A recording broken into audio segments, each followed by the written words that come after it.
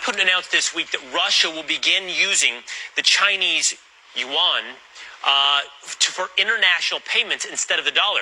Saudi Arabia is also in talks with Beijing to do the same thing. Speaking of Saudi Arabia, meanwhile, they are in talks with Iran as well to consider an economic alliance with China and Russia. And they can even be joining the BRIC countries, which is an acronym for these countries here: Brazil, Russia, India, China, and South Africa. These countries all have emerging economies. So what happens if our economy and the U.S. dollar are no longer the world's dominant currency? Former Assistant Treasury Secretary and host of the Monica Crowley podcast, Monica Crowley, is here to weigh in. Monica, great to see you this morning.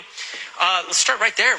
What happens if these emerging economies move away from the U.S. dollar towards the Chinese yuan? Well, good morning, Will. It's great to be with you. And it's really hard to overstate exactly how catastrophic the abandonment of the U.S. dollar would be as the world's global reserve currency. Look, since the end of World War II, the dollar has been the safe place to go, and it's been backed up by a couple of things. It originally was backed up by gold, but President Nixon took us off the gold standard, so there's no hard asset backing up the dollar anymore for the last 50 years. But also it's been backed up by the strength and economic power of the United States and the fact that oil has always been traded in dollars. If that were to end, that would mean the end of the U.S. dollar. Look, there is a perfect storm happening right now, Will. The world's reserve currency, being that, having that status has been a real privilege, but we've abused the privilege by wholly reckless monetary and fiscal policies over many years, certainly over the last couple of years, which has really devalued the dollar.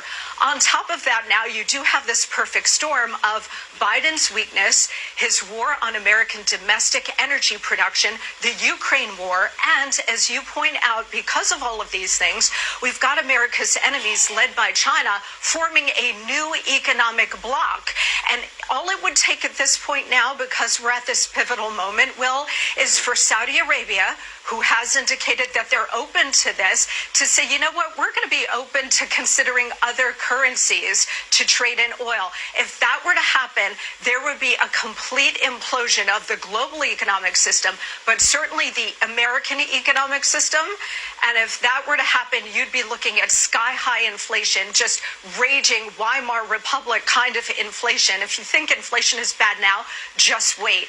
But more importantly, we would lose our economic dominance and we would lose our superpower status. Monica, the world's reserve currency, you said it's a privilege for the United States, for the dollar to have been the world's currency. How does that relate to each individual American? How has that changed or impacted or improved our lives throughout the last several decades?